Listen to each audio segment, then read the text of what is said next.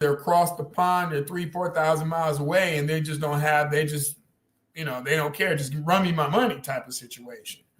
Where if you're here, you come, you visit, you're talking to people that look like you, so on and so forth.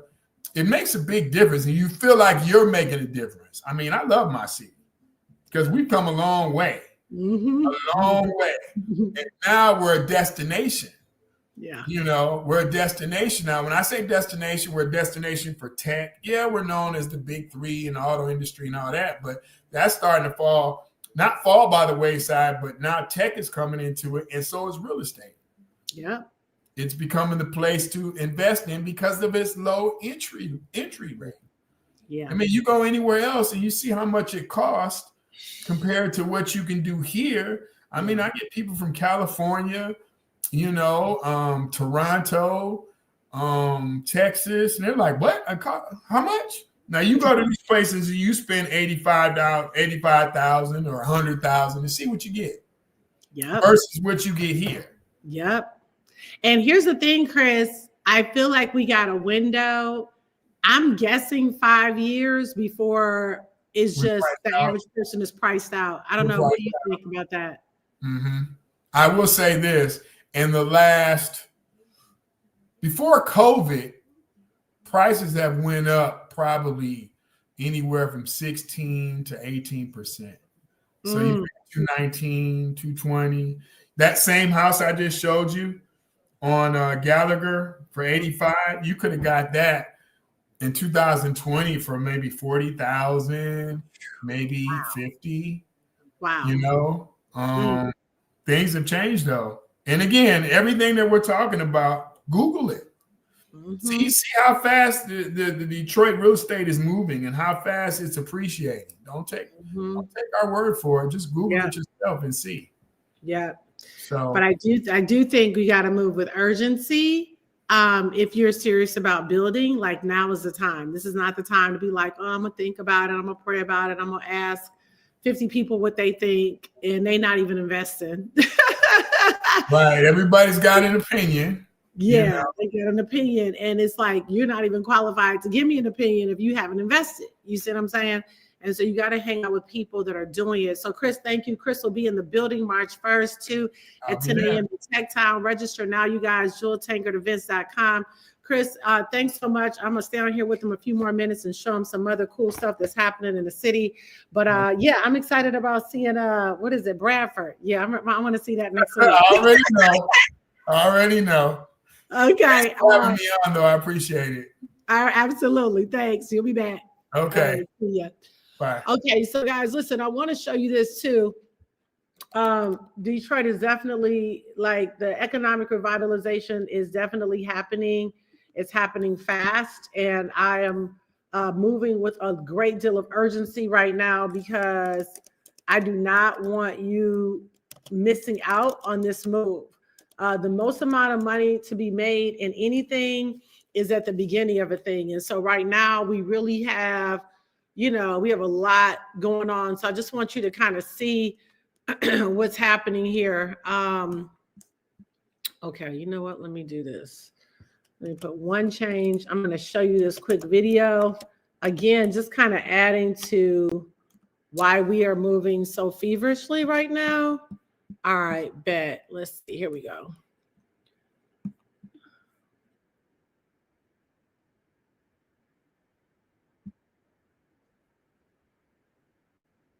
One of the newest tech hubs. It's a move that could be a game changer in Detroit and across the country. Black Tech Saturdays is growing in Detroit and across the country. The group is even grabbing the attention of the White House for Detroit to possibly become one of the newest tech hubs. It's a move that could be a game changer in driving the Motor City into the future.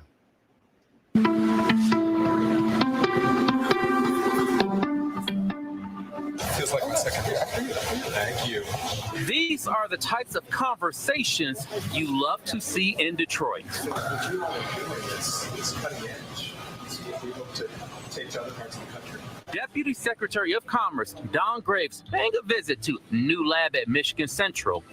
The group Black Tech Saturdays that originated roughly a year ago, playing a key part in making this happen. He's here to hear our stories, to hear our needs, and take that back to DC.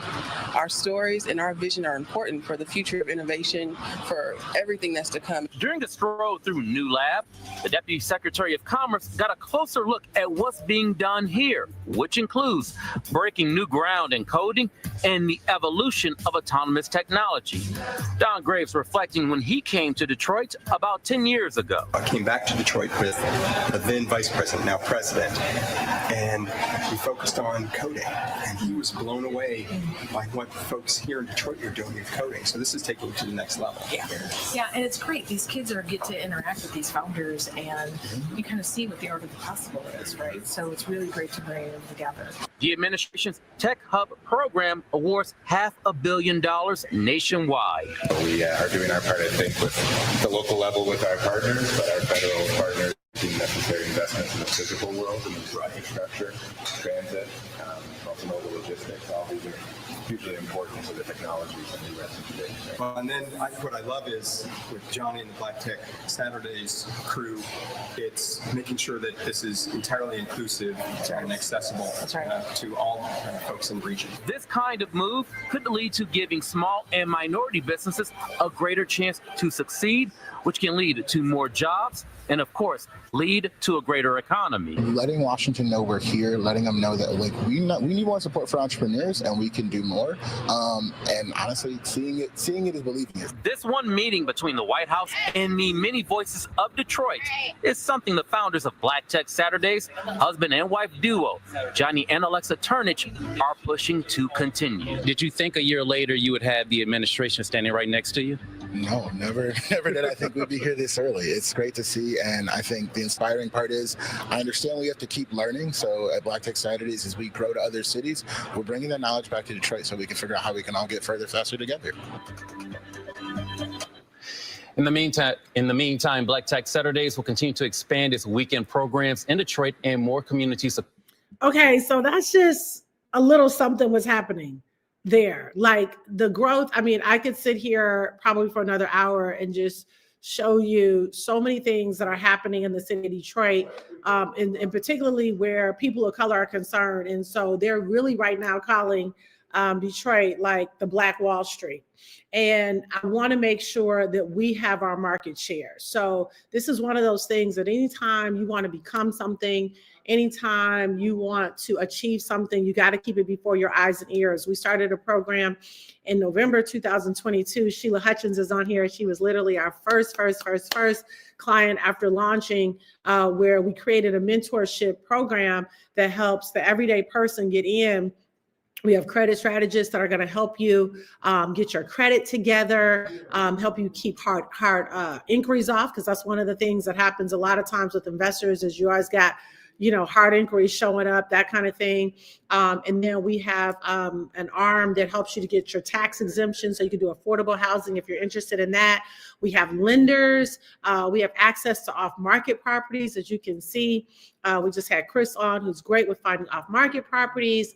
And then we have property management companies that will come on and help you to manage those properties, and then contractors for any work that you may be, have, and will allow you to check those contractors out and you choose which one you want to go with. But I'm really, great relationships with banks and lenders and credit unions. And every single day I'm spending time on Zooms and phone calls, talking with banks and credit unions and lenders and title companies, everything from A to B.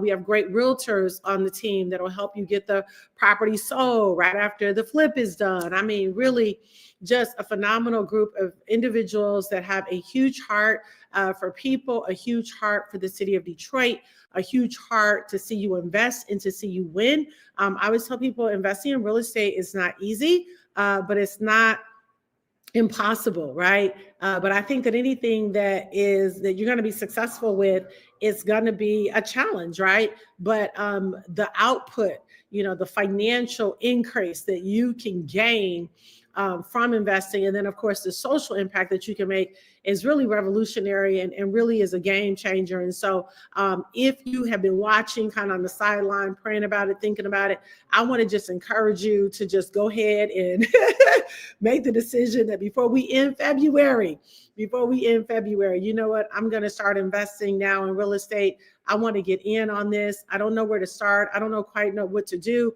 but I just know that I need to start building real estate so that I can have those cap rates coming in from all those different properties. And I promise you that stuff starts adding up. Real estate is one of those things. It's not a fast thing, but I promise you, once you get going, it definitely ends up making a real huge difference. And so thanks so much for getting on here. If you're in the Insightified community or you're interested in joining the Insightified community, you can just send me a message on my Instagram or on Facebook Messenger and just put invest, and myself or somebody on the team will reach out to you. Also tonight, for those of you that are in the investor, those of you that are already invested with us and in the community, make sure you watch this for the Zoom on your Telegram chat, because we'll be meeting with a person that's helping us getting affordable housing grants. We also just brought out another company that's going to be helping us with grants as well. So my goal is eventually get us to a point where we're funded, I would say at least 60 to 70% by grants, and then the rest we can get loans and things like that to be able to build the way we need to build. So anyway, again, thanks for coming on here, hanging out with me on your lunch, and have a good one, and hopefully you'll be joining the community. All right, God bless everybody. Bye-bye.